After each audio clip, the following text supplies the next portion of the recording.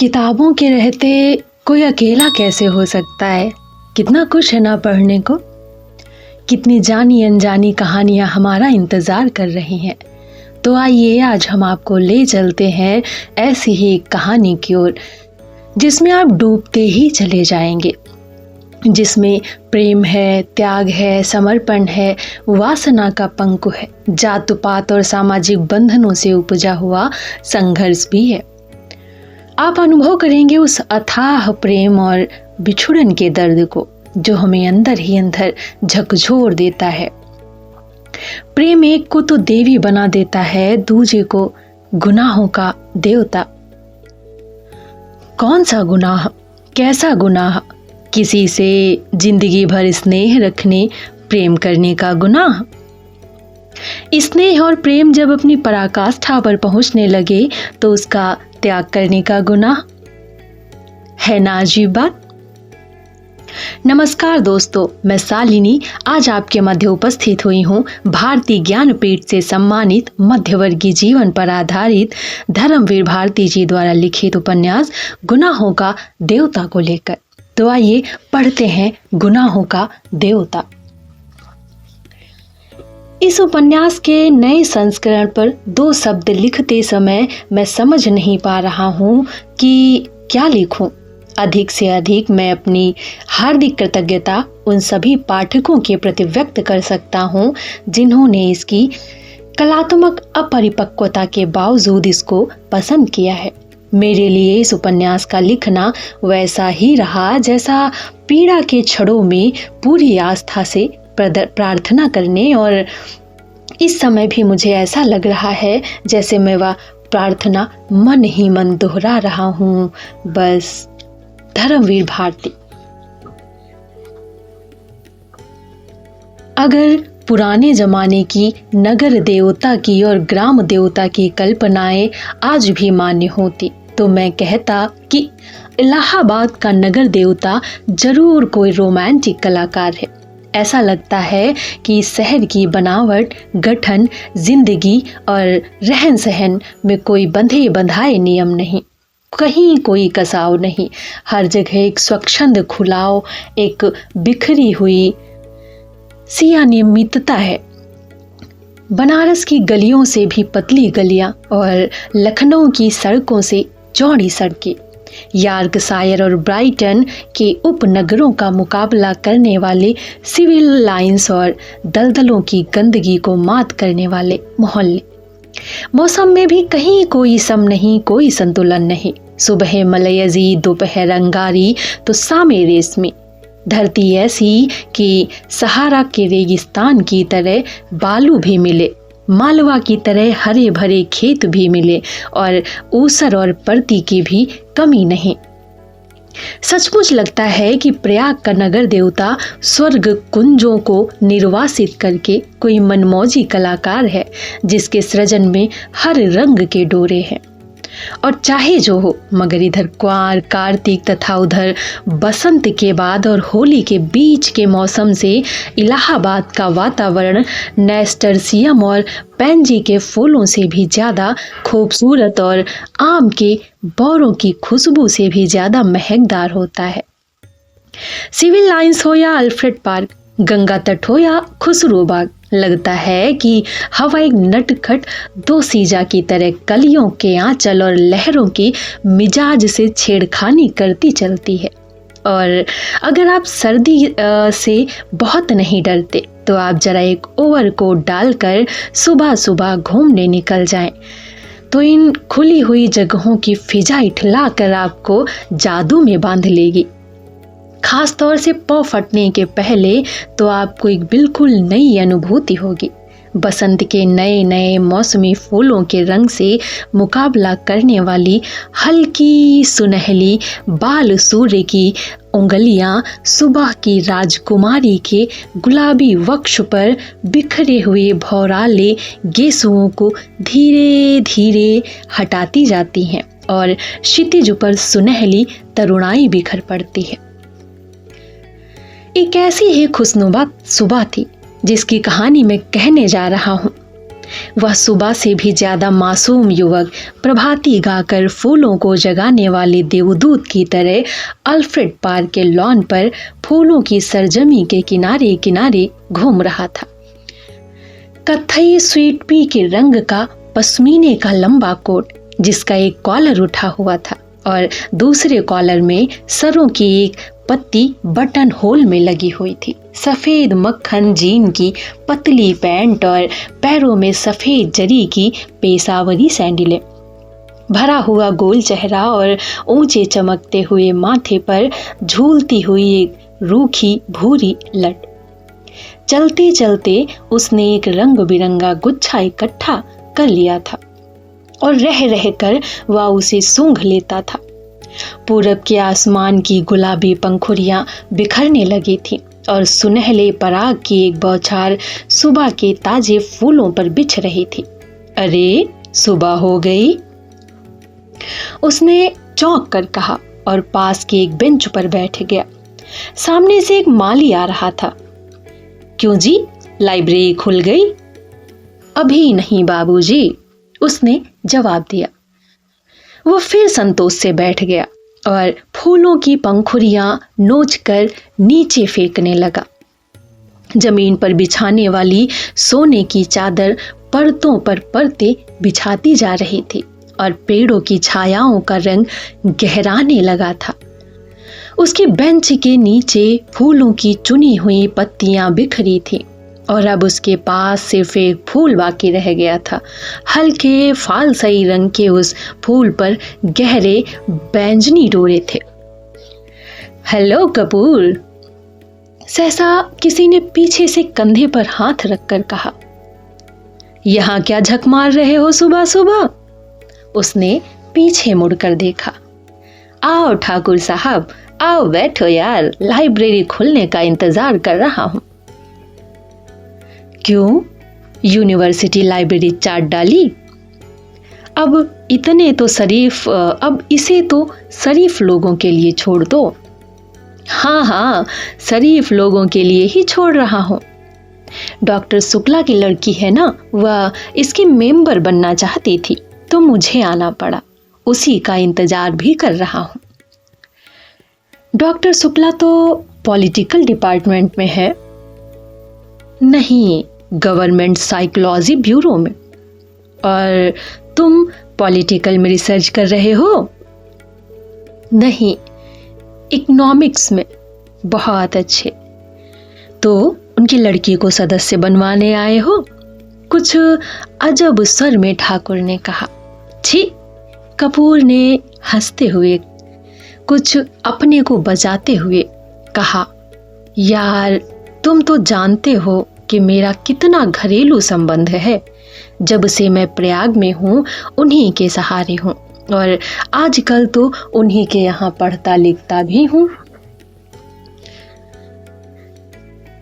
ठाकुर साहब हंस पड़े। अरे भाई, मैं डॉक्टर शुक्ला को नहीं जानता क्या? उनका सा भला आदमी दुनिया में मिलना मुश्किल है।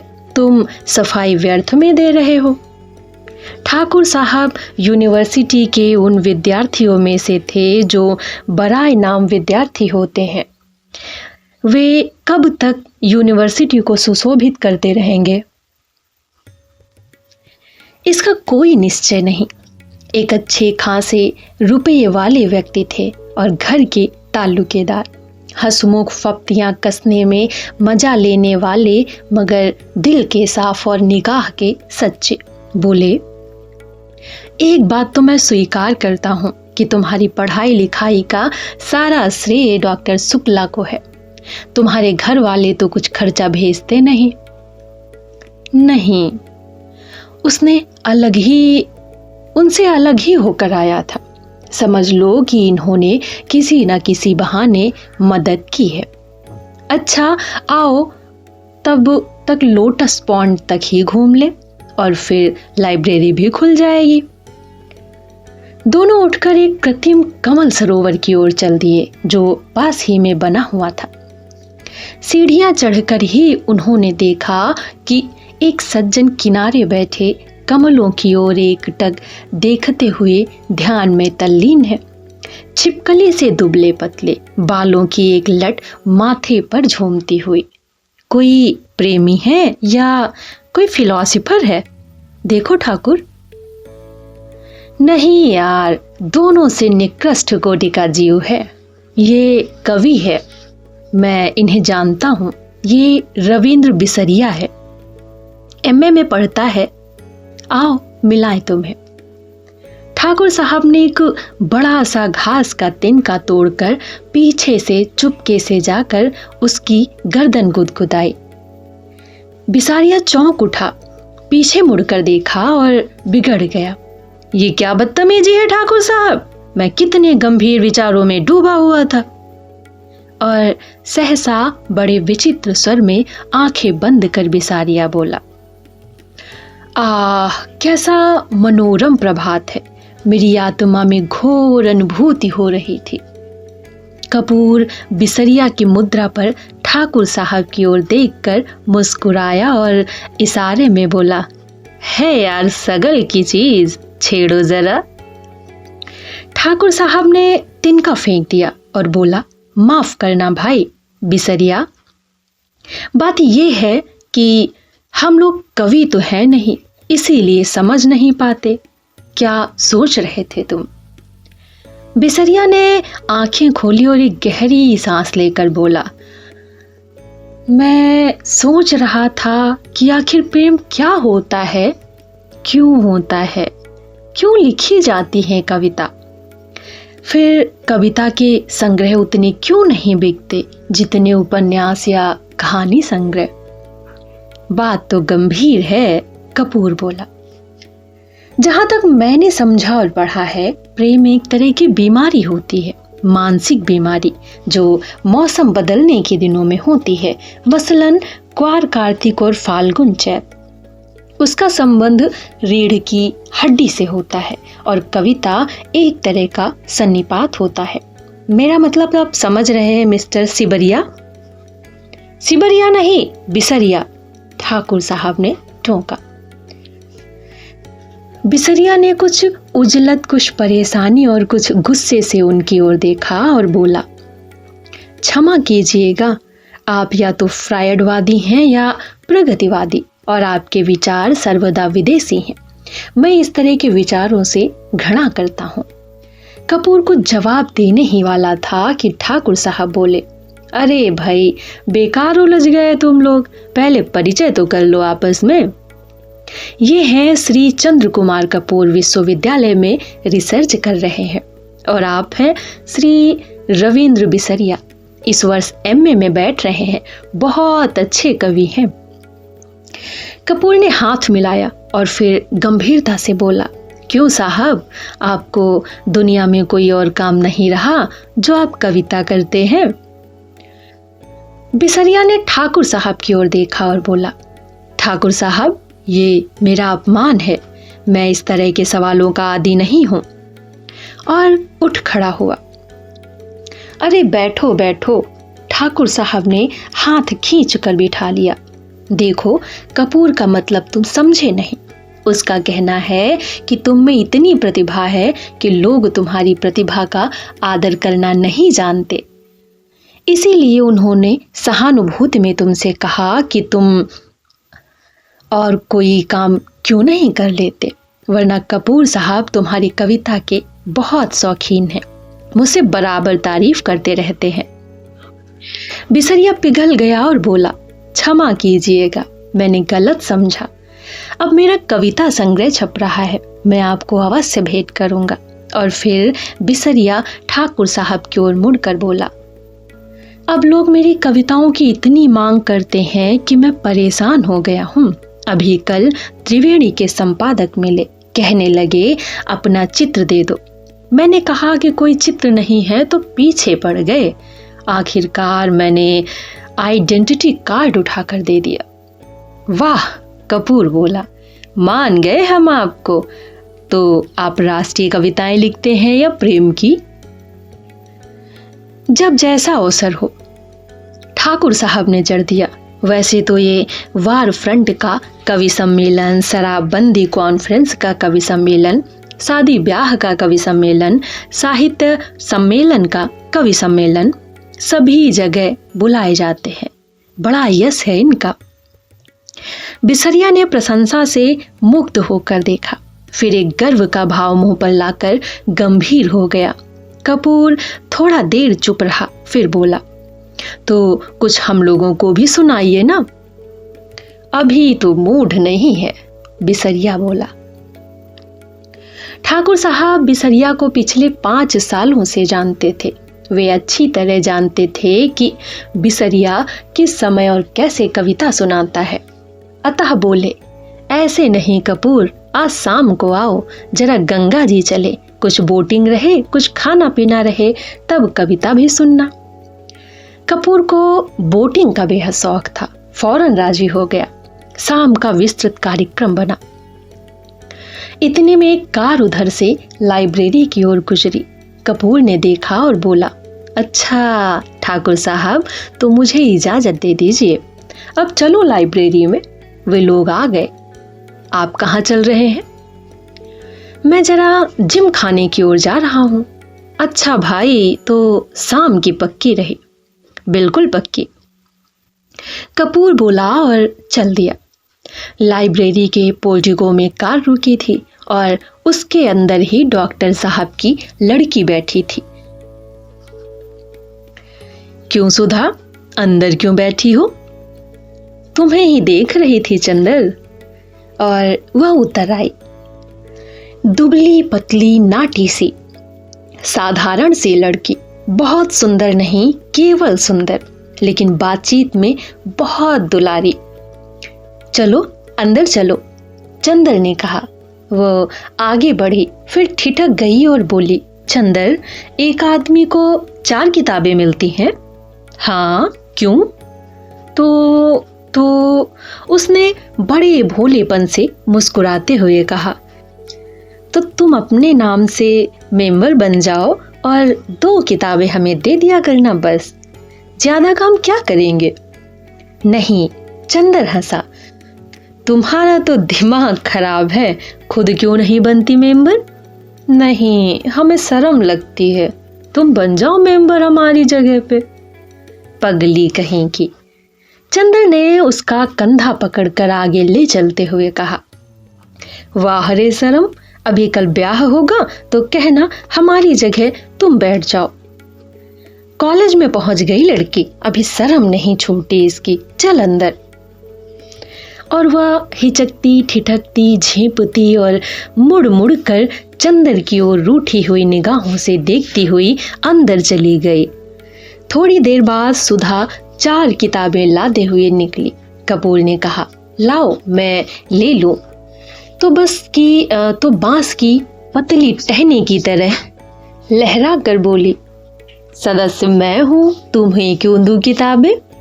और जाकर कार के अंदर किताबें पटक दी। फिर बोली, आओ बैठो चंदर, मैं अब घर जाऊंगा। ये देखो। और उसने भीतर से कागजों का एक बंडल निकाला और बोली, देखो, ये पापा ने तुम्हारे लिए दिया है। लखनऊ में कॉन्फ्रेंस है ना, वहीं पढ़ने के लिए ये निबंध लिखा है उन्होंने। शाम तक ये टाइप हो जाना चाहिए। जहां संख्याएं हैं वहां खुद आपको बैठकर बोलना होगा। और पापा सुबह से ही कहीं गए हुए हैं, समझे जनाब? उसने बिल्कुल अल्हड़ बच्चों की तरह गर्दन हिलाकर सोख स्वर में कहा। कपूर ने बंडल ले लिया, कुछ सोचता हुआ बोला, लेकिन डॉक्टर साहब का हस्तलेख, इतने पृष्ठ, शाम तक कौन टाइप कर देगा? इसका भी इंतजाम है। और अपने ब्लाउज में से एक पत्र निकालकर चंदर के हाथ में देती हुई बोली, ये कोई पापा की पुरानी ईसाई छात्रा है, टाइपिस्ट। इसके घर में तुम्हें पहुंचाए देती हूँ। मुखर्जी रोड पर रहती है ये, उसी के यहाँ टाइप करवा लेना और ये खत उसे दे देना। लेकिन अभी मैंने चाय नहीं पी। समझ गए, अब तुम सोच रहे होगे कि इसी बहाने सुधा तुम्हें चाय भी पिला देगी। सो मेरा काम नहीं है जो मैं चाय पिलाऊं, पापा का काम है ये, चलो जाओ। चंदर जाकर भीतर बैठ गया और किताबें खोलकर उठाकर देखने लगा। अरे, चारों किताबों की कविता की उठा लाई, समझ में आएंगी तुम्हारे। क्यों सुधा? नहीं, चिढ़ते हुए सुधा बोली। तुम कहो तुम्हें समझा दे, इकोनॉमिक्स पढ़ने वाले क्या जाने साहित्य।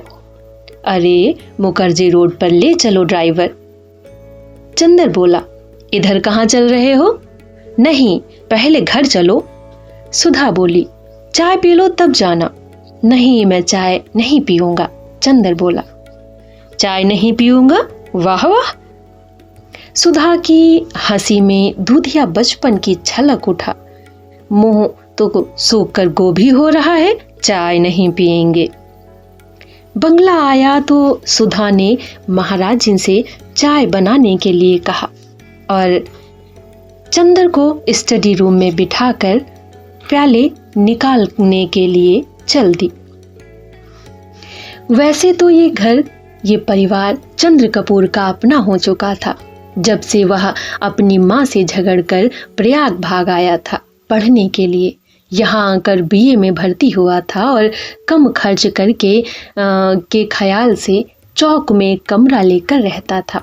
तभी से डॉक्टर शुक्ला उसके सीनियर टीचर थे और परिस्थितियों से अवगत थे। चंदर की अंग्रेजी बहुत ही अच्छी थी और डॉक्टर शुक्ला उससे अक्सर छोटे छोटे लेख लिखवाकर पत्रिकाओं में भिजवाते थे। उन्होंने कई पत्रों के आर्थिक स्तंभ का काम चंदर को दिलवा दिया था और उसके बाद चंदर के लिए डॉक्टर शुक्ला का स्थान अपने संरक्षक और पिता से भी ज्यादा हो गया था। चंदर शर्मीला लड़का था, बेहद शर्मीला। कभी उसने यूनिवर्सिटी के वजीफे के लिए भी कोशिश ना की थी, लेकिन जब बीए में वह सारी यूनिवर्सिटी में सर्वप्रथम आया तब स्वयं इकोनॉमिक्स विभाग ने उसे यूनिवर्सिटी के आर्थिक प्रकाशनों का वैतनिक संपादक बना दिया था। एमए में भी वह सर्वप्रथम आया और उसके बाद उसने रिसर्च ले ली। उसके बाद डॉक्टर शुक्ला यूनिवर्सिटी से हटकर ब्यूरो में चले गए थे। अगर सच पूछा जाए तो उसके सारे कैरियर का श्रेय डॉक्टर शुक्ला को था, जिन्होंने हमेशा उसकी हिम्मत बढ़ाई और उसको अपने लड़के से बढ़कर माना। अपनी सारी मदद के बावजूद डॉक्टर शुक्ला ने उससे इतना अपनापन बनाए रखा कि कैसे धीरे धीरे चंदर सारी गैरियत खो बैठा, ये उसे खुद नहीं मालूम। यहाँ बंगला, इसके कमरे, इसके लॉन, इसकी किताबें, इसके निवासी, सब कुछ जैसे उसके अपने थे और सभी का उसने जाने कितने जन्मों का संबंध था। और ये नन्ही दुबली पतली रंगीन चंद्र किरण सी सुधा जब आज से वर्षों पहले 7वीं पास करके अपनी बुआ के पास से यहाँ आई थी, तब से लेकर आज तक कैसे वह भी चंदर की अपनी होती गई, इसे चंदर खुद नहीं जानता था। और जब वह आई थी तो बहुत शर्मीली, बहुत भोली। 8वीं में पढ़ने के बावजूद वह खाना खाते वक्त रोती थी, मचलती थी तो अपनी कॉपी फाड़ डालती थी। और जब तक डॉक्टर साहब उसे गोदी में बिठाकर नहीं मनाते थे, वह स्कूल नहीं जाती थी। 3 बरस की अवस्था में ही उसकी माँ चल बसी थी। दरअसल 10 साल वह अपनी बुआ के पास ही गांव में रही थी। अब 13 वर्ष की होने पर गांव वालों ने उसकी शादी पर जोर देना और शादी ना होने पर गांव की औरतों से हाथ नचाना और मुंह मटकाना शुरू किया। तो डॉक्टर साहब ने उसे इलाहाबाद बुलाकर 8वीं में भर्ती करा दिया। जब वह आई थी तो आधी जंगली थी। तरकारी में घी कम होने पर वह महाराजिन का चौका जूठा कर देती थी और रात में फूल तोड़कर ना लाने पर अक्सर उसने माली को दांत भी काट खाया था। चंदर से जरूर वह बेहद डरती थी, पर ना जाने क्यों चंदर भी उससे नहीं बोलता। लेकिन जब 2 साल तक उसके ये उपद्रव जारी रहे और अक्सर डॉक्टर साहब गुस्से के मारे उसे ना साथ खिलाते थे ना उससे बोलते थे, तो वह रो रो कर और सिर पटक पटक कर अपनी जान आधी कर देती थी। तब अक्सर चंदर ने पिता और पुत्री का समझौता कराया था। अक्सर सुधा को डांटा था, समझाया था, और सुधा घर भर से अल्हड़ पुरवाई और विद्रोही झोंके की तरह तोड़ फोड़ मचाती रहने वाली सुधा चंदर की आंख के इशारे पर भी सुबह की नसीम की तरह शांत हो जाती थी। कब और क्यों उसने चंदर के इशारों का ये मौन अनुशासन स्वीकार कर लिया था, ये उसे खुद नहीं मालूम था। और ये सभी कुछ इतने स्वाभाविक ढंग से अपने आप होता गया कि दोनों में से कोई भी इस प्रक्रिया से वाकिफ नहीं था, कोई इसके प्रति जागरूक ना था। दोनों का एक दूसरे के प्रति अधिकार और आकर्षण इतना स्वाभाविक था जैसे शरद की पवित्रता या सुबह की रोशनी। और मजा तो ये था कि चंदर की शकल देखकर छिप जाने वाली सुधा इतनी ढीठ हो गई थी कि उसका सारा विद्रोह, सारी झुंझलाहट, मिजाज की सारी तेजी, सारा तीखापन और सारा लड़ाई झगड़ा सभी की तरफ से हटकर चंदर की ओर केंद्रित हो गया था। वह विद्रोहिणी अब शांत हो गई थी, इतनी शांत, इतनी सुशील, इतनी विनम्र, इतनी मिष्टभाषिणी कि सभी को देखकर ताज्जुब होता था। लेकिन चंदर को देखकर जैसे उसका बचपन लौट आता था, जब तक वह चंदर को खिझाकर, छेड़कर लड़ नहीं लेती थी, उसे चैन नहीं पड़ता था। अक्सर दोनों में अनबोला रहता था, लेकिन जब 2 दिन तक दोनों मुंह फुलाए रहते थे और डॉक्टर साहब के लौटने पर सुधा उत्साह से उनके ब्यूरो का हाल नहीं पूछती थी और खाते वक्त दुलार नहीं दिखलाती थी, तो डॉक्टर साहब फौरन पूछते, क्या चंदर से लड़ाई हो गई क्या? और वह फिर मुंह फुलाकर शिकायत करती थी। और शिकायतें भी क्या क्या होती थी। चंदर ने उसके हेड मिस्ट्रेस का नाम एलिफेंटा श्रीमती हथिनी रखा था, या चंदर ने उसको डिबेट के भाषण के पॉइंट नहीं बताए। यह चंदर कहता है कि सुधा की सखियां कोयला बेचती हैं, और जब डॉक्टर साहब कहते कि वह चंदर को डांट देंगे तो वह खुशी से फूल उठती और चंदर के आने पर आंख नचाती हुई चढ़ाती थी, कहो कैसी डांट पड़ी।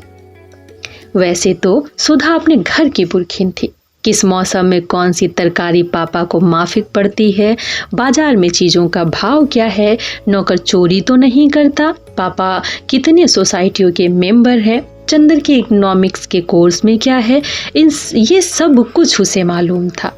मोटर या बिजली बिगड़ जाने पर वह थोड़ा बहुत इंजीनियरिंग भी कर लेती थी, और मातृत्व का अंश तो उसमें इतना था कि हर नौकर और नौकरानी उससे अपना सुख दुख कह देते थे। पढ़ाई के साथ साथ घर का सारा काम काज करते हुए उसका स्वास्थ्य भी कुछ बिगड़ गया था, और अपनी उम्र के हिसाब से कुछ अधिक शांत, संयम, बड़ी और बुजुर्ग थी। मगर अपने पापा और चंदर, इन दोनों के सामने हमेशा उसका बचपन इठलाने लगता था। दोनों के सामने उसका हृदय उन्मुक्त था और स्नेह बाधाहीन। लेकिन हाँ, एक बात थी, उसे जितना स्नेह और स्नेह भई फटकारें और स्वास्थ्य के प्रति चिंता अपने पापा से मिलती थी, वह सब बड़े निस्वार्थ भाव से वह चंदर को दे डालती थी। खाने पीने की जितनी परवाह उसके पापा उसकी रखते थे, ना खाने पर या कम खाने पर उसे जितना दुलार से फटकारते थे, उतना ही ख्याल वह चंदर का रखती थी। और स्वास्थ्य के लिए जो उपदेश उसे पापा से मिलते थे, उसे और भी स्नेह में पाग कर वह चंदर को दे डालती थी। चंदर कै बजे खाना खाता है, यहाँ से जाकर घर पर कितनी देर पढ़ता है, रात को सोते वक्त दूध पीता है या नहीं, इन सब का लेखा जोखा उसे सुधा को देना पड़ता। और जब कभी उसके खाने पीने में कोई कमी रह जाती तो सुधा की डांट खानी ही पड़ती थी। पापा के लिए सुधा अभी बच्ची थी, और स्वास्थ्य के मामले में सुधा के लिए चंदर भी बच्चा था। और कभी कभी तो सुधा की स्वास्थ्य चिंता इतनी ज़्यादा हो जाती थी कि चंदर बेचारा, जो खुद तंदुरुस्त था, घबरा उठता था। एक बार सुधा ने कमाल कर दिया। उसकी तबीयत खराब हुई और डॉक्टर ने उसे लड़कियों का एक टॉनिक पीने के लिए बताया।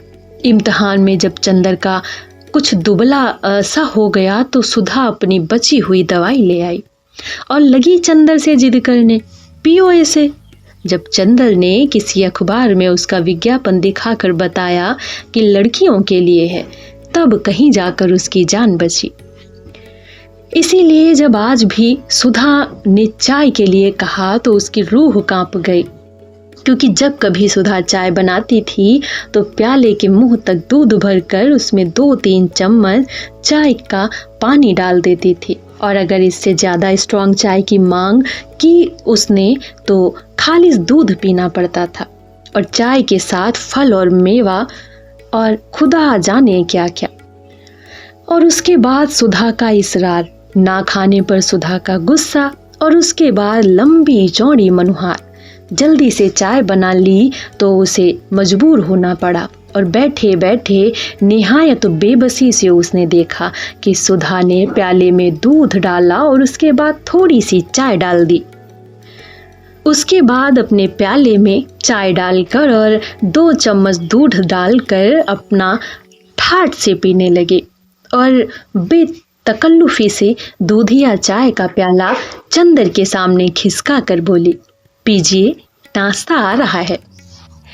चंदर ने प्याले को अपने सामने रखा और उसे चारों तरफ घुमाकर देखता रहा कि किस तरफ से उसे चाय का अंश मिल सकता है। जब सभी ओर से प्याले में क्षीर सागर नजर आया तो उसने हार कर प्याला रख दिया। क्यों, पीते क्यों नहीं? सुधा ने अपना प्याला रख दिया। पिए क्या, कहीं चाय भी हो? तो और क्या खालिस चाय पीजिएगा? दिमाग काम करने वालों को ऐसी ही चाय पीनी चाहिए। तो अब मुझे सोचना पड़ेगा कि मैं चाय छोड़ूं या रिसर्च। ना ऐसी चाय मुझे पसंद, ना ऐसा दिमागी काम। लो, आपको विश्वास नहीं होता? मेरी क्लास फेलो है गेसु काजमी, सबसे तेज लड़की है। उसकी अम्मी ने उसे दूध में चाय उबाल कर देती हैं। क्या नाम है तुम्हारी सखी का? गेसु, बड़ा अच्छा नाम है। और क्या, मेरी सबसे घनिष्ठ मित्र है और उतनी ही अच्छी जितना अच्छा नाम। जरूर जरूर, मुंह बिचकाते हुए चंदर ने कहा। और उतनी ही काली होगी जितने काली गेसु। धत, शर्म नहीं आती किसी लड़की को ऐसा कहते हुए? और हमारे दोस्तों की बुराई करती हो तब?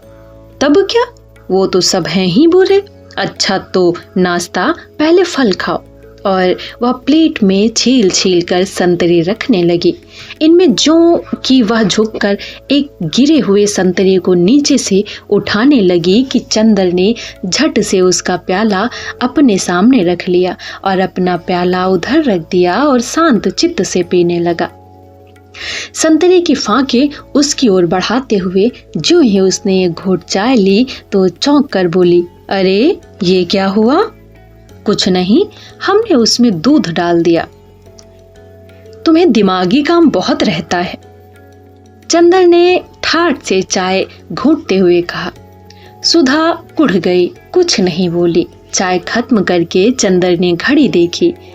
अच्छा आओ, क्या टाइप करना है? अब बहुत देर हो रही है। बस यहाँ तो 1 मिनट बैठना बुरा लगता है आपको। हम कहते हैं कि नाश्ता और खाने के वक्त आदमी को जल्दी नहीं करनी चाहिए। बैठिए ना। अरे तो तुम्हें कॉलेज की तैयारी नहीं करनी है? क्यों नहीं करनी है? आज तो गेसु को मोटर पर लेते हुए तब जाना है। तुम्हारी गेसु और कभी मोटर पर चढ़ी है? जी, वह साबिर हुसैन कामजी की लड़की है। उसके यहाँ 2 मोटरें हैं और रोज तो उसके यहाँ दावतें होती रहती हैं। अच्छा, हमारी तो दावत कभी नहीं की। आहा, गेसु के यहाँ दावत खाएंगे इसी मुंह से?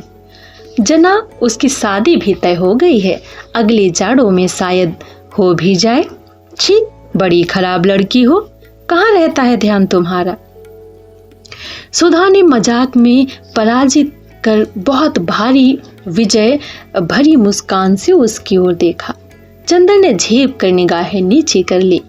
तो सुधा पास आकर चंदर का कंधा पकड़कर बोली, अरे उदास हो गए? नहीं भैया, तुम्हारा भी ब्याह तय कराएंगे, घबराते क्यों हो? और एक मोटी सी इकोनॉमिक्स की किताब उठाकर बोली, लो इस मुटकी से ब्याह करोगे, लो बातचीत कर लो, तब तक मैं वह निबंध ले आऊं टाइप कराने वाला। चंदर ने खिसिया कर बड़ी जोर से सुधा का हाथ दबाया।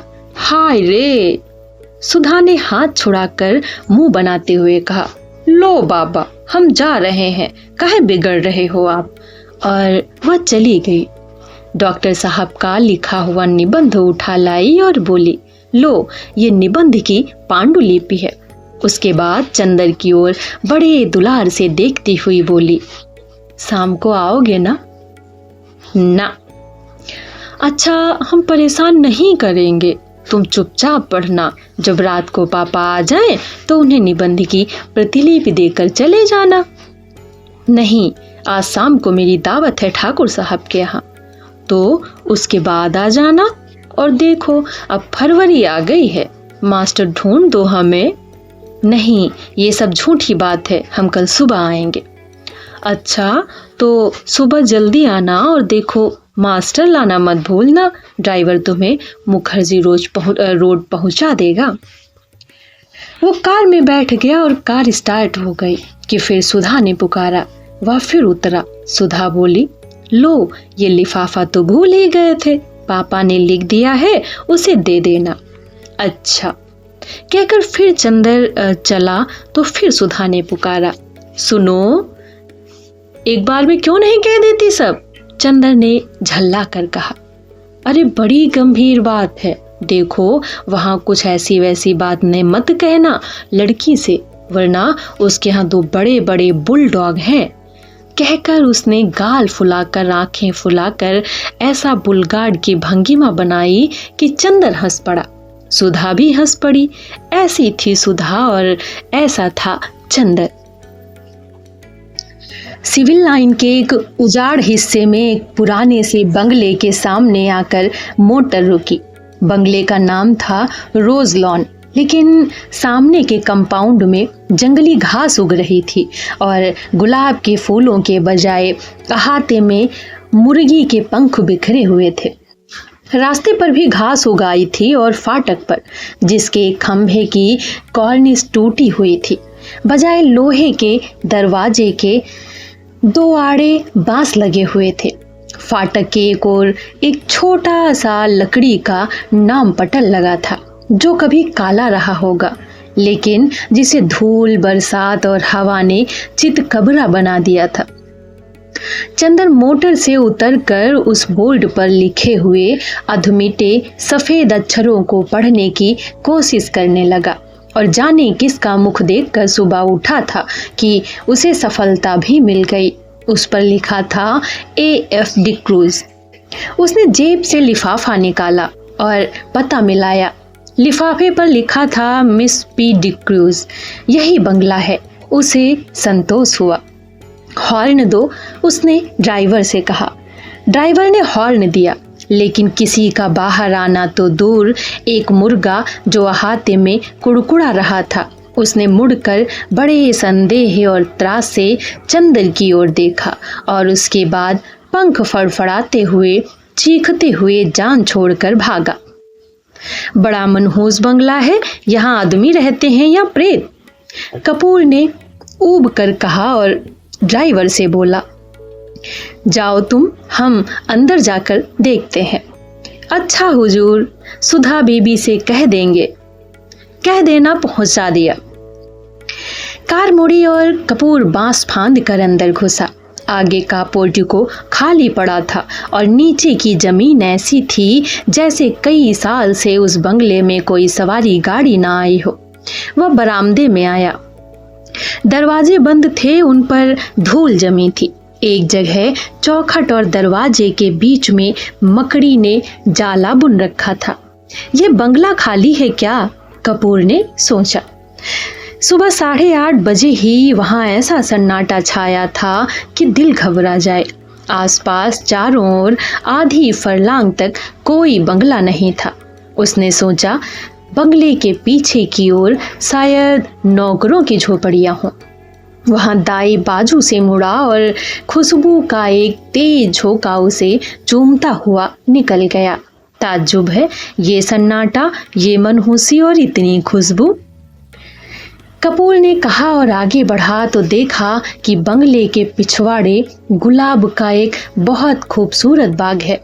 कच्ची रवीसें और बड़े बड़े गुलाब, हर रंग के। वह सचमुच रोज लॉन था। वो बाग में पहुंचा। उधर से भी बंगले के दरवाजे बंद थे। उसने खटखटाया लेकिन कोई जवाब नहीं मिला। वह बाग में भी घुसा था कि शायद कोई माली काम कर रहा हो। बीच बीच में ऊंचे ऊंचे जंगल, चमेली की जंगली झाड़ थे और कहीं कहीं लोहे की छड़ों के कटघरे। बेगम बिलियों का फूल रही थी, लेकिन चारों ओर एक अजब सा सन्नाटा था और हर फूल पर किसी खामोशी के फरिश्ते की छाह थी। फूलों में रंग था, हवा में ताजगी थी, पेड़ों में हरियाली थी, झोंकों में खुशबू थी। लेकिन फिर भी सारा बाग एक सितारों का गुलदस्ता लग रहा था, जिनकी चमक, जिनकी रोशनी, जिनकी ऊंचाई लुट चुकी हो। लगता था जैसे बाग का मालिक मौसमी रंगीनी भूल चुका हो, क्योंकि नेस्टर्सियम या स्वीप्टी या फ्लॉक्स कोई भी मौसमी फूल न था। सिर्फ गुलाब थे और जंगली चमेली। बेगमबेलिया थी जो सालों पहले बोए गए थे। उसके बाद उनकी काट छांट पर बाग चल रहा था। बागवानी में कोई नवीनता और मौसम का उल्लास न था। चंद्र फूलों का बेहद शौकीन था। सुबह घूमने के लिए उसने दरिया किनारे के बजाय अल्फ्रेड पार्क चुना था, क्योंकि पानी की लहरों के बजाय उसे फूलों के बाग के रंग और सौरभ की लहरों से बेहद प्यार था। और उसे दूसरा शौक था कि फूलों के पौधों के पास से गुजरते हुए हर फूल को समझने की कोशिश करना। अपनी नाजुक टहनियों पर हंसते मुस्कुराते हुए ये फूल जैसे रंगों की बोलियों में आदमी से जिंदगी का जाने कौन सा राज कहना चाहते हैं। और ऐसा लगता है कि जैसे हर फूल के पास अपना व्यक्तिगत संदेश है, जिसे वह अपने दिल की पंखुड़ियों से आहिस्ते से सहेज कर रखे हुए है, और कोई सुनने वाला मिले और वह अपनी दास्ता कह जाए। पौधों की ऊपरी फुनगी पर मुस्कुराता हुआ आसमान की तरफ मुंह किए हुए ये गुलाब जो रात भर सितारों के मुस्कुराहट चुपचाप पीता रहा, और ये अपने मोतियों पंखुड़ियों के होठों से जाने क्यों खिलखिलाता ही जा रहा है। जाने इस कौन सा रहस्य मिल गया है। और वह एक नीचे वाली टहनी का आधा झुका हुआ गुलाब, झुकी हुई पलकों सी पंखुड़ियां और दोहरे मखमली तार सी उसकी डंडी। ये गुलाब जाने क्यों उदास है। और ये दुबली पतली लंबी सी नाजुक कली जो बहुत सावधानी से हरा आंचल लपेटे हुए और प्रथम ज्ञात यौवना की तरह लाज में सिमटी तो सिमटी ही चली जा रही है, लेकिन जिसके यौवन की गुलाबी लपटें 7 हरे पर्दों में से झलकी ही पड़ी है, झलकी ही पड़ती हैं। और फारस के शहजादे जैसा शान से खिला हुआ पीला गुलाब। उस पीले गुलाब के पास आकर चंद्र रुक गया और झुककर देखने लगा। कार्तिक पूनों के चांद से झरने वाले अमृत को पीने के लिए व्याकुल किसी सुकुमार भावुक परी की फैली हुई अंजलि के बराबर बड़ा सा वह फूल जैसे रोशनी बिखेर रहा था। बेगमबिलिया के कुंज से छान कर आने वाली तोता पंखी धूप ने जैसे उस पर धान पान की तरह खुशनुमा हरियाली बिखेर दी थी। चंद्र ने सोचा उसे तोड़ ले, लेकिन हिम्मत ना पड़ी। वह झुका कि उसे सूंघ ही ले। सूंघने के इरादे से उसने हाथ बढ़ाया ही था कि किसी ने पीछे से गरज कर कहा, here are you, I have caught and hidden today। ये तुम हो, आज तुम मौके पर पकड़ पाया हूँ। और उसके बाद किसी ने अपने दोनों हाथों में जकड़ लिया और उसके गर्दन पर सवार हो गया। वो उछल पड़ा और अपने को छुड़ाने की कोशिश करने लगा। पहले तो वो कुछ समझ नहीं पाया। अजब रहस्यमय है ये बंगला। एक अव्यक्त भय और एक अव्यक्त सिहरन में उसके हाथ पांव ढीले हो गए, लेकिन उसने हिम्मत करके अपने एक हाथ को छुड़ा लिया और मुड़कर देखा तो एक बहुत कमजोर बीमार सा पीली आंखों वाला गोरा उसे पकड़े हुए था। चंदर ने दूसरे हाथ को फिर पकड़ने की कोशिश करता हुआ वो हांफता हुआ बोला, रोज रोज यहाँ से फूल गायब होते थे। मैं कहता था कौन ले जाता है हो। वह हांफता जा रहा था। आज मैंने पकड़ा तुम्हें, रोज चुपके से चले जाते थे। वो चंदर को कसकर पकड़े था, लेकिन उस बीमार गोरे की सांस जैसे छूटी जा रही थी। चंदर ने उसे झटक कर धकेल दिया और डॉक्टर डांट कर बोला, क्या मतलब है तुम्हारा? पागल है क्या? खबरदार जो हाथ बढ़ाया अभी ढेर कर दूंगा तुझे, गोरा सुअर। और उसने अपनी आस्तीन चढ़ाई। वो धक्के से गिर गया, धूल झाड़ते उठ बैठा और बड़ी ही रोनी आवाज में बोला, कितना जुल्म है, कितना जुल्म है। मेरे फूल भी तुम चुरा ले गए और मुझे इतना हक भी नहीं कि तुम्हें धमकाऊं। अब तुम मुझसे लड़ोगे? तुम जवान हो, मैं बूढ़ा हूँ, हाय रे मैं। और सचमुच वह जैसे रोने लगा हो। चंदर ने उसका रोना देखा और उसका सारा गुस्सा हवा हो गया। हंसी रोक कर बोला, गलत फहमी है जनाब, मैं बहुत दूर रहता हूँ। मैं चिट्ठी लेकर मिस डिक्रूज से मिलने आया था। उसका रोना नहीं रुका। तुम बहाना बनाते हो। अगर मैं विश्वास नहीं करता, तुम मारने की धमकी देते हो। अगर मैं कमजोर ना होता तो तुम्हें पीस कर खा जाता और तुम्हारी खोपड़ी कुचल कर फेंक देता, जैसे तुमने मेरे फूल फेंके होंगे। फिर तुमने गाली दी, मैं उठाकर तुम्हें अभी नाले में फेंक दूंगा। अरे बाप रे, दौड़ो दौड़ो, मुझे मार डाला, पापी टामी, अरे दोनों कुत्ते मर गए। उसने डर के मारे चीखना शुरू कर दिया। क्या है बर्टी, क्यों चिल्ला रहे हो? बाथरूम के अंदर से किसी ने चिल्ला कर कहा। अरे मार डाला इसने, दौड़ो दौड़ो। झटके से बाथरूम का दरवाजा खुला। बेदिर गाउन पहनी हुई एक लड़की दौड़ती हुई आई और चंदर को देखकर रुक गई। क्या है?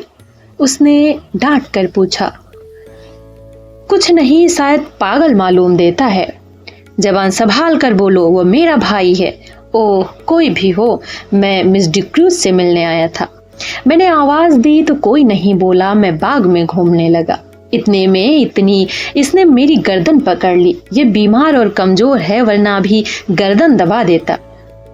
गोरा उस लड़की के आते ही फिर तनक कर खड़ा हो गया और दांत पीस कर बोला, अरे मैं तुम्हारे दांत तोड़ दूंगा, बदमाश कहीं का। चुपके आया और गुलाब तोड़ने लगा। मैं चमेली की झाड़ के पीछे से छिपा देख रहा था। मैं अभी पुलिस को बुलाती हूँ, तुम देखते रहो बेटी इसे, मैं फोन करती हूँ। लड़की ने डांटते हुए कहा। अरे भाई, मैं मिस डिक्रूज से मिलने आया हूँ। मैं तुम्हें नहीं जानती, झूठा कहीं का। मैं मिस डिक्रूज हूँ। देखिए तो ये खत। लड़की ने खत खोला और पढ़ा और एकदम उसने आवाज बदल ली। छी बेटी, तुम किस दिन पागल खाने जाओगे? आपको डॉक्टर शुक्ला ने भेजा है। तुम तो मुझे बदनाम करा डालोगे। उसकी शक्ल और भी रोनी हो गई। मैं नहीं जानता था, मैं जानता नहीं था, उसने और भी घबरा कर कहा। माफ कीजिएगा, लड़की ने बड़े मीठे स्वर में साफ हिंदुस्तानी में कहा। मेरे भाई का दिमाग जरा ठीक नहीं रहता जब से इसकी पत्नी की मौत हो गई। इसका मतलब ये नहीं कि ये किसी भले आदमी की इज्जत उतार ले, चंदर ने बिगड़ कर कहा। देखिए, बुरा मत मानिए, मैं इनकी ओर से माफी मांगती हूँ। आइए अंदर चलिए। उसने चंदर का हाथ पकड़ लिया। उसका हाथ बेहद ठंडा था। वो नहा कर आ रही थी। उसके हाथ के उस तुषार स्पर्श से चंदर सिहर उठा और उसने हाथ झटक कर कहा, अफसोस, आपका हाथ तो बर्फ है। लड़की चौंक गई। वह सद्य स्नाता सहसा सचेत हो गई और बोली, अरे शैतान तुम्हें ले जाए बर्टी, तुम्हारे पीछे मैं बेदिंग गाउन में भाग आई और बेदिंग गाउन के दोनों कॉलर पकड़कर उसने अपनी खुली गर्दन ढकने का प्रयास किया और फिर पोशाक पर लज्जित होकर भागी। अभी तक गुस्से के मारे चंदर ने उस पर ध्यान नहीं दिया था, लेकिन उसने देखा कि वह 23 बरस की दुबली पतली तरुणी है। लहराता हुआ बदन, गले तक कटे हुए बाल। एंग्लो इंडियन होने के बावजूद गोरी नहीं है। वह चाय की तरह हल्की, पतली, भूरी और तुर्श थी। भागते वक्त ऐसी लग रही थी जैसे छिलकती हुई चाय। इतने में वह गोरा उठा और चंदर का कंधा छूकर बोला, माफ करना भाई, उससे मेरी शिकायत मत करना। असल में ये गुलाब मेरी मृत पत्नी की यादगार है। जब इनका पहले पेड़ आया था तब मैं इतना ही जवान था जितने तुम, और मेरी पत्नी उतनी ही अच्छी थी जितनी पम्मी। कौन पम्मी? ये मेरी बहन प्रमिला डिक्रूज। ओह, कब मरी आपकी पत्नी? माफ कीजिएगा, मुझे मालूम नहीं था। हाँ, मैं बड़ा अभागा हूँ, मेरा दिमाग कुछ खराब है, देखिए। कहकर उसने झुककर अपनी खोपड़ी चंदर के सामने कर दी और बहुत गिड़गिड़ा कर बोला, पता नहीं कौन मेरे फूल चुरा ले जाता है। अपनी पत्नी की मृत्यु के बाद 5 साल से मैं इन फूलों को संभाल रहा हूँ। हाय रे मैं, जाइए, पम्मी बुला रही है। पिछवाड़े के रहन सहन के बीच का दरवाजा खुल गया था और पम्मी कपड़े पहनकर बाहर झांक रही थी। चंदर आगे बढ़ा और मुड़कर अपने गुलाब और चमेली की झाड़ी में खो गया। चंदर गया और कमरे में पड़े हुए सोफा पर बैठ गया। पम्मी टॉयलेट कर चुकी थी और एक हल्की सी फ्रांसीसी खुशबू से महक रही थी। शैम्पू से धुले हुए रूखे बाल जो मचल पड़े थे, खुशनुमा आसमानी रंग का एक पतला सा चिपका हुआ झीना ब्लाउज और ब्लाउज पर एक फ्लैनेस का फुल पैंट जिसके 2 गेलीस कमर, छाती और कंधे पर चिपके हुए थे। होठों पर एक हल्की सी लिपस्टिक की झलक मात्र थी और गले तक बहुत हल्का पाउडर जो बहुत नजदीक से ही मालूम होता था। लंबे नाखूनों पर हल्की गुलाबी पेंट।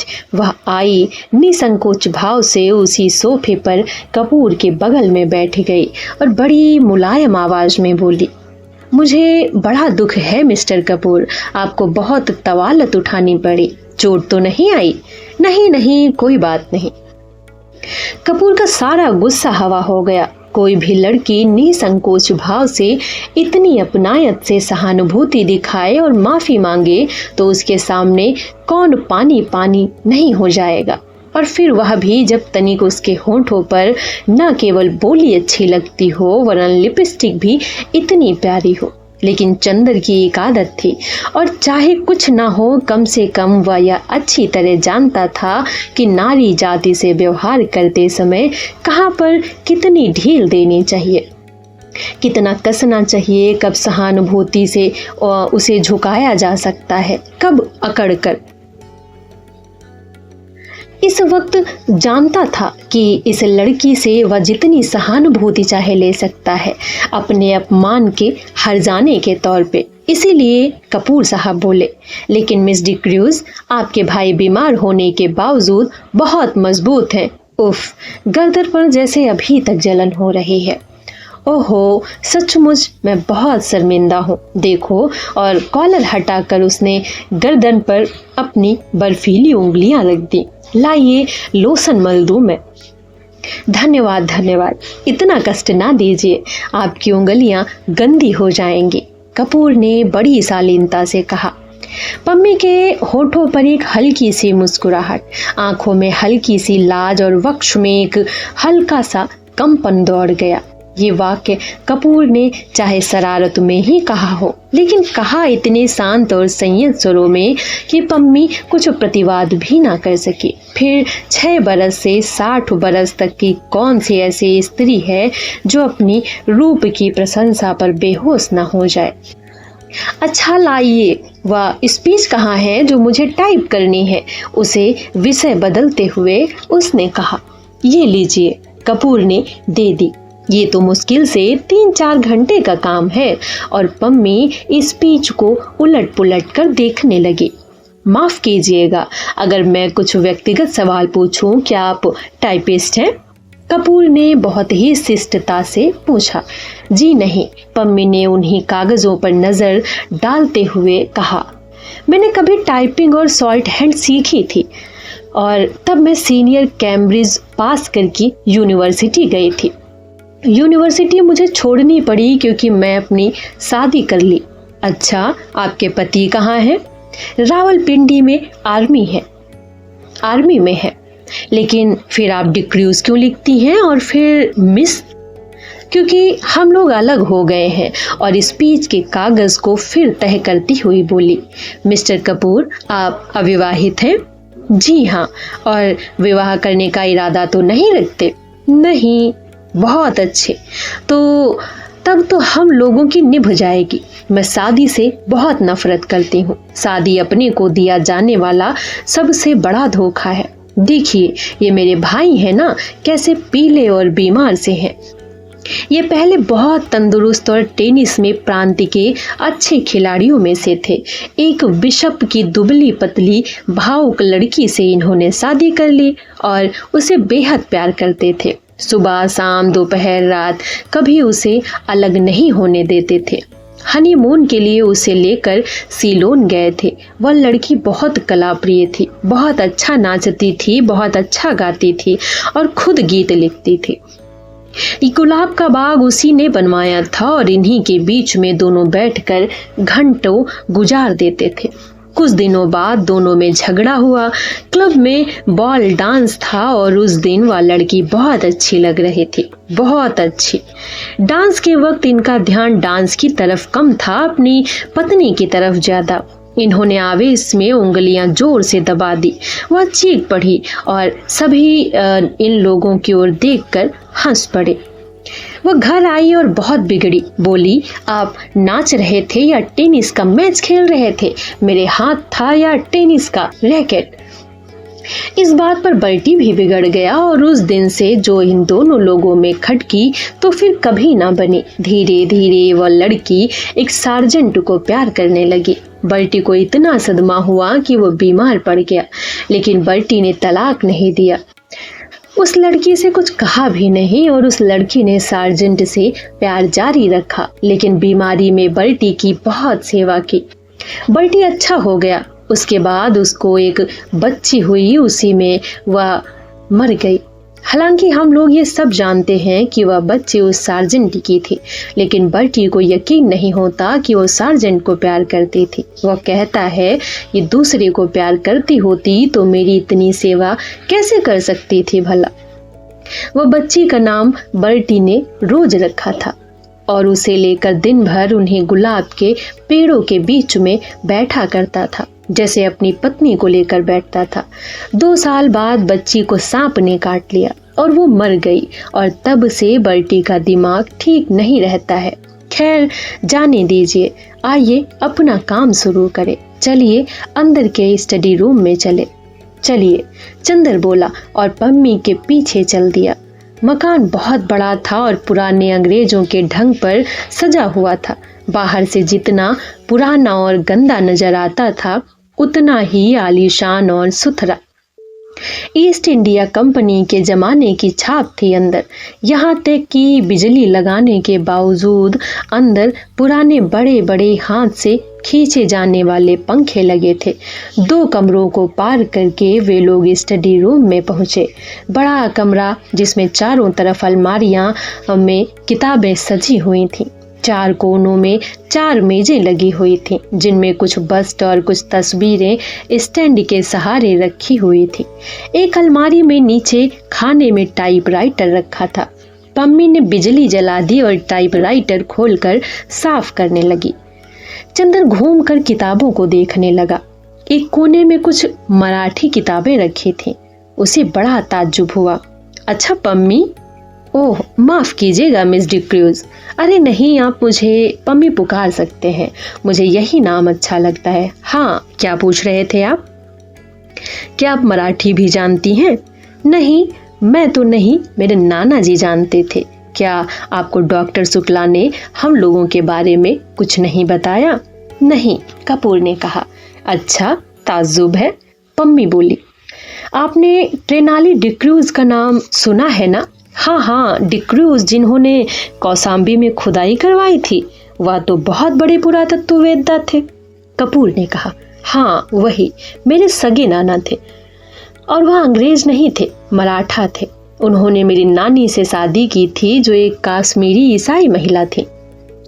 उसके कारण भारत में उन्हें ईसाईयत अपनानी पड़ी। ये मेरे नाना का ही मकान है और अब हम लोगों को मिल गया है। डॉक्टर शुक्ला ने के दोस्त मिस्टर श्रीवास्तव बैरिस्टर है ना, वो हमारे खानदान के एटर्नी थे। उन्होंने ही, डॉक्टर शुक्ला ने ही ये जायदाद हमें दिलवाई। लीजिए, मशीन तो ठीक हो गई। उसने टाइपराइटर में कार्बन और कागज लगाकर कहा, लाइए निबंध। इसके बाद घंटे भर तक टाइपराइटर रुका नहीं। कपूर ने देखा कि ये लड़की जो व्यवहार में इतनी सरल है और स्पष्ट है, फैशन में इतनी नाजुक और शौकीन है, काम करने में उतनी ही मेहनती और तेज भी है। उसकी उंगलियां मशीन की तरह चल रही थी और तेज इतनी कि एक घंटे में भी उसने लगभग आधी पांडुलिपि टाइप कर डाली थी। ठीक 1 घंटे बाद उसने टाइपराइटर बंद कर दिया। बगल में बैठे हुए कपूर की ओर झुककर कहा, अब थोड़ी देर आराम। और अपनी उंगलियां चटखाने के बाद वह कुर्सी खिसका कर उठी और एक भरपूर अंगड़ाई ली और अंग अंग धनुष की तरह झुक गया। उसके बाद कपूर के कंधे पर बेतकल्लुफी से हाथ रखकर बोली, क्यों, एक प्याला चाय मंगवाई जाए? मैं तो पी चुका हूँ, लेकिन मुझसे तो काम होने से रहा, अब चाय के बिना। पम्मी ने एक अल्हड़ बच्ची की तरह बोला और अंदर चली गई। कपूर ने टाइप किए हुए कागज उठाए और कलम निकालकर उनकी गलतियां सुधारने लगा। चाय पीकर थोड़ी देर में पम्मी वापस आई और बैठ गई। उसने एक सिगरेट केस कपूर के सामने किया। धन्यवाद, मैं सिगरेट नहीं पीता। अच्छा, ताज्जुब है, आपकी इजाजत हो तो मैं सिगरेट पी लूं? क्या आप सिगरेट पीती हैं? छी, पता नहीं क्यों औरतों का सिगरेट पीना मुझे बहुत ही नापसंद है। मेरी तो मजबूरी है मिस्टर कपूर, मैं यहाँ के समाज में मिलती जुलती नहीं। अपने विवाह और तलाक के बाद मुझे एंग्लो इंडियन समाज से नफरत हो गई है। मैं अपने दिल से हिंदुस्तानी हूँ, लेकिन हिंदुस्तानियों से घुलना मिलना हमारे लिए संभव नहीं। मैं घर में अकेले रहती हूँ। सिगरेट और चाय से तबीयत बदल जाती है। किताबों का मुझे शौक नहीं। तलाक के बाद आपने पढ़ाई जारी क्यों नहीं रखी? कपूर ने पूछा। मैंने कहा ना कि किताबों का मुझे शौक बिल्कुल नहीं, पम्मी बोली, और मैं अपने को आदमियों में घुलने मिलने के लायक नहीं पाती। तलाक के बाद साल भर मैं अपने घर में बंद रही। मैं और बल्टी, सिर्फ बल्टी से बात करने का मौका मिला। बल्टी मेरा भाई, वह भी बीमार और बूढ़ा, कोई भी तकल्लुफ की गुंजाइश नहीं। अब मैं हर एक से बेतकल्लुफी से बात करती हूँ तो कुछ लोग मुझ पर हंसते हैं, कुछ लोग मुझे सभ्य समाज के लायक नहीं समझते, कुछ लोग उसका गलत मतलब निकालते हैं। इसीलिए मैंने अपने को अपने बंगले में ही कैद कर लिया। अब आप ही हैं, आज पहली बार मैंने आपको देखा। मैं समझी ही नहीं कि आप से कितना दुराव रखना चाहिए। अगर आप भले मानस ना हो तो आप इसका गलत मतलब निकाल सकते हैं। अगर यही बात हो तो कपूर हंसकर बोला, संभव है कि मैं भले मानस बनने के बजाय गलत मतलब निकालना ज्यादा पसंद करो, तो संभव है मैं मजबूर होकर आपसे भी ना मिलूं। पम्मी ने गंभीरता से बोला, नहीं मिस डिक्रूज, नहीं, आप पम्मी कहिए, डिक्रूज नहीं। पम्मी सही, आप गलत ना समझे, मैं मजाक कर रहा था, कपूर ने बोला। उसने इतनी देर में समझ लिया था कि ये कोई साधारण ईसाई छोकरी नहीं है। इतने में बल्टी लड़खड़ाता हुआ, हाथ में धूल से सना हुआ खुरपा लिए हुए आया और चुपचाप खड़ा हो गया। अपनी धुंधली पीली आंखों से एकटर कपूर को देखने लगा। कपूर ने कुर्सी खिसका दी और कहा, आइए। पम्मी उठी और बल्टी के कंधे पर एक हाथ रखकर उसने उसे सहारा देकर कुर्सी पर बिठा दिया। बल्टी बैठ गया और आंखें बंद कर ली। उसका बीमार कमजोर व्यक्तित्व जाने कैसा लगता था कि पम्मी और कपूर दोनों चुप हो गए। थोड़ी देर बाद बल्टी ने आंखें खोली और बहुत करुण स्वर में बोला, पम्मी, तुम नाराज हो? मैंने जानबूझकर तुम्हारे मित्र का अपमान नहीं किया था। अरे नहीं, पम्मी ने उठकर बल्टी का माथा सहलाते हुए कहा, मैं तो भूल गई और कपूर भी भूल गए। अच्छा, धन्यवाद। पम्मी, अपना हाथ इधर लाओ। और वह पम्मी के हाथ पर सिर रखकर पड़ा रहा और बोला, मैं कितना भागा हूँ, कितना भागा। अच्छा पम्मी, कल रात तो तुमने सुना था, वो आई थी और पूछ रही थी, बल्टी तुम्हारी तबीयत अब ठीक है? मैंने झट अपनी आंख ढक ली और कहीं आंखों का पीलापन वो ना देख ले। मैंने कहा, तबीयत अब ठीक है, मैं अच्छा हूँ। तो उठी और जाने लगी। मैंने पूछा, कहाँ चली? तो बोली, सार्जेंट के साथ जरा क्लब जा रही हूँ। तुमने सुना था ना पम्मी? कपूर स्तब्धता उन दोनों की ओर देख रहा था। पम्मी ने कपूर को आंख का इशारा करते हुए कहा, हाँ, हमसे मिली थी वह, लेकिन बल्टी वह सार्जेंट के साथ नहीं गई थी। हाँ, तब? बल्टी की आंखें चमक उठी और उसने उल्लास भरे स्वर में पूछा। वह बोली, बल्टी के ये गुलाब सार्जेंट से ज्यादा प्यारे हैं। पम्मी बोली, अच्छा। मुस्कुराहट से बल्टी का चेहरा खिल उठा। उसकी पीली पीली आंखें और धंस गईं और दांत बाहर झलकने लगे। क्या कहा उसने? फिर तो कहो। उसने कहा, ये गुलाब सार्जेंट से ज्यादा प्यारे हैं। फिर इन्हीं गुलाबों पर नाचती रही और सुबह होते ही इन्हीं फूलों में छिप गई। तुमने सुबह किसी फूल में तो नहीं मिली? तुम्हें तो किसी भी फूल में नहीं मिली। बल्टी ने बच्चों के से भोले विश्वास के स्वरों में कपूर से पूछा। चंदर चौंक उठा। पम्मी और बल्टी की इन बातों पर उसका मन बेहद भर आया था। बल्टी की मुस्कुराहट पर उसकी नसें थरथरा उठी। नहीं, मैंने तो नहीं देखा था, चंदर ने कहा। बंटी ने फिर मायूसी से सिर झुका लिया और आंखें बंद कर ली और कराहती हुई आवाज में बोली, जिस फूल में वो छिप गई थी उसी को किसी ने चुरा लिया होगा। फिर सहसा वह तन कर खड़ा हो गया और पुचकारते हुए बोला, जाने कौन ये फूल चुराता है। अगर मुझे एक बार मिल जाए तो मैं उसका खून ऐसे पी लूं। उसने हाथ की उंगली काटते हुए कहा और उठकर लड़खड़ाता हुआ चला गया। वातावरण इतना भारी हो गया था कि पम्मी और कपूर ने कोई बातें नहीं की। पम्मी ने चुपचाप टाइप करना शुरू किया और कपूर चुपचाप बल्टी की बातें सोचता रहा। घंटे भर बाद टाइपराइटर खामोश हुआ तो कपूर ने कहा, पम्मी, मैंने जितने लोग देखे हैं उनमें शायद बल्टी सबसे विचित्र है और शायद सबसे दयनीय।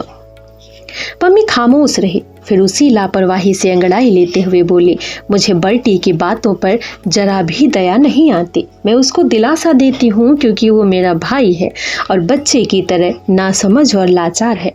कपूर चौंक गया। वह पम्मी की ओर आश्चर्य से चुपचाप देखता रहा, कुछ बोला नहीं। क्यों? तुम्हें ताज्जुब क्यों होता है? पम्मी ने कुछ मुस्कुरा कर कहा, लेकिन मैं सच कहती हूँ। वह बहुत गंभीर हो गई। मुझे जरा तरस नहीं आता इस पागलपन पर। क्षण भर चुप रही, फिर जैसे बहुत तेज से बोले, तुम जानते हो उसके फूल कौन चुराता है? मैं उसके फूल तोड़कर फेंक देती हूँ। मुझे शादी से नफरत है, शादी के बाद होने वाली आपसी धोखेबाजी से नफरत है और उस धोखेबाजी के बाद इस झूठ मूठ की यादगार और बेईमानी के पागलपन से नफरत है। और ये गुलाब के फूल ये क्यों मूल्यवान है? इसीलिए ना कि इसके साथ बल्टी की जिंदगी की इतनी बड़ी ट्रेजेडी गुथी हुई है। अगर एक फूल के खूबसूरत होने के लिए आदमी की जिंदगी में इतनी बड़ी ट्रेजेडी आना जरूरी है तो लानत है उस फूल की खूबसूरती पर। मैं उससे नफरत करती हूँ, इसीलिए कि मैं किताबों से नफरत करती हूँ। एक कहानी लिखने के लिए कितनी कहानियों की ट्रेजेडी बर्दाश्त करनी होती है। पम्मी चुप हो गई। उसका चेहरा सुर्ख हो गया था। थोड़ी देर बाद उसका तेज उतर गया और वो अपने आवेश पर खुद शर्मा गई। उठकर वह कपूर के पास गई और कंधों पर हाथ रखकर बोली, बर्टी से मत कहना, अच्छा? कपूर ने सिर हिलाकर स्वीकृति दी और कागज समेट कर खड़ा हुआ।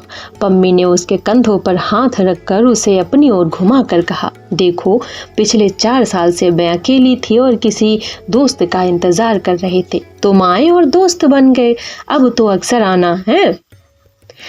अच्छा, कपूर ने गंभीरता से कहा, डॉक्टर शुक्ला से मेरा अभिवादन कहना, कभी यहाँ जरूर आए। आप कभी चलिए, वहाँ उनकी लड़की है, आपसे मिलकर खुश होगी। पम्मी उसके साथ फाटक तक पहुँचाने चली तो देखा बर्टी एक चमेली की झाड़ में टहनिए को हटाकर कुछ ढूंढ रहा था। पम्मी को देख कर पूछा, तुम्हें याद है वो चमेली की झाड़ में तो नहीं छिपी थी? कपूर ने पता नहीं क्यों पम्मी को अभिवादन किया और चल दिया। उसे बर्टी को देखकर डर लगता था। अब वक्त की लहरें इस कहानी को किस मोड़ तक ले जाएंगी, ये जानने के लिए हमारे साथ बने रहिए और सुनते रहिए गुनाहों का देवता। धन्यवाद।